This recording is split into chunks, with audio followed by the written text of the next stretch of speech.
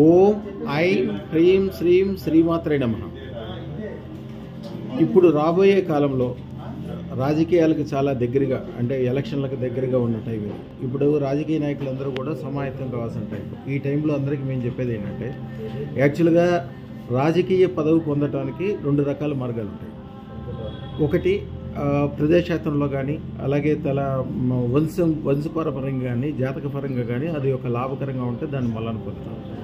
అది కొంతవరకు మాత్రమే మనిషికి ఎప్పుడు లాభిస్తుంది. ఎందుకంటే జాతకం ఎప్పుడు మనిషికి ఒకలాగానే ఉండదు, ఎప్పటికప్పుడు మారిపోతూ ఉంటుంది.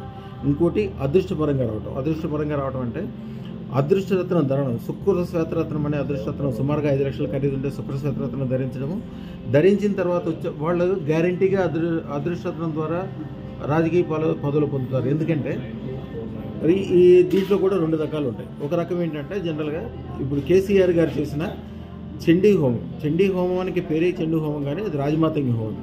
చండీతో కలిపిన రాజమాతంగి చేసేటప్పుడు ఎప్పుడు కూడా దాంట్లో చాలా పోరాటం ఉంటుంది, చావు దాకా వెళ్ళి రావటం ఉంటుంది, విధి విధానాలు ఉంటాయి, తిట్టేవాళ్ళు ఉంటారు, పొగిడేవాళ్ళు ఉంటారు. కానీ ఒక్కసారి విజయం స్టార్ట్ అయిన తర్వాత మళ్ళీ జీవితంలో వెనక తిరిగి చూసేది ఉండదు. అది లాంగ్ ప్రాసెస్, చాలా పోరాటాలు అన్నీ ఉంటాయి. కానీ మేము మా వంశపారంపర్యంగా మేము ఎప్పుడు కూడా పోరాటాలు ఒప్పుకోం. ఏ విధానం అయినా సరే అత్యంత ఈజీగా లాభకరంగా మారాలి.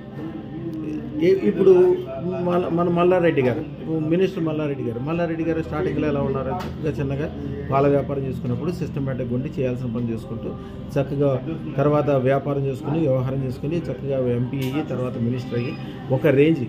వీటన్నిటితో పాటు నేను ఎప్పుడు చెప్పేది కూడా అదే, ఆయనకి చెప్పినా ఎవరికి చెప్పినా కూడా, మీ కుటుంబాన్ని మీరు మంచిగా చూసుకోవాలి. మీ కుటుంబానికి, మీకు, మీ గ్రామానికి అత్యధికమైన ధన సంపదలు ఉండాలి. ఈ ధన సంపదలు లేకుండా చేసే రాజకీయాలు చాలా తప్పు. అందరూ కూడా కేసీఆర్ని కానీ, వేరే రాజకీయ ఫ్యామిలీస్ని కానీ ఎప్పుడు ఏదో ఒక మాటలు అంటూ ఉంటారు.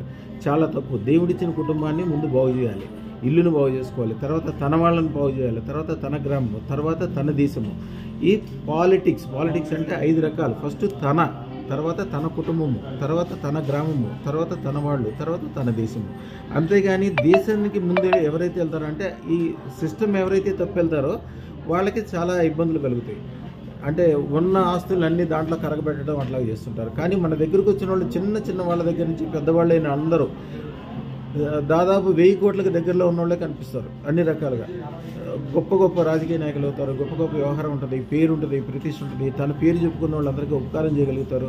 ఎవరికన్నా ఒక డబ్బులు కానీ, వ్యవహారం కానీ, ఏదన్నా విషయంలో ఉపకారం చేయగలిగే పొజిషన్లో ఉంటారు. ఎప్పుడైతే తనని సరిగ్గా చూసుకోరో దాని వలన వాళ్ళకి ఎప్పుడు కూడా నష్టం కలిగే అవకాశం ఉంటుంది. ఎప్పుడు కూడా తనకు సంబంధించిన వాళ్ళని మొత్తాన్ని కాపాడుకోవడమే రాజకీయం అంటే. ఇప్పుడు యుద్ధాలు చేస్తుంటారు, అశోకుడు కావచ్చు, ఎవరైనా కావచ్చు, తన వాళ్ళని రక్షించుకోవడం కోసం చూశాడు, కానీ వాళ్ళు ప్రపంచాన్ని రక్షించరు. ఎవరైనా సరే, అలెగ్జాండర్ దగ్గర నుంచి, చెంగిజ్ ఖాన్ దగ్గర నుంచి, మన గాంధీ గారి వరకు కూడా, గాంధీ గారు తన మనుషులు అంటే ఇండియన్స్ని, తన బంధువుల్ని, తన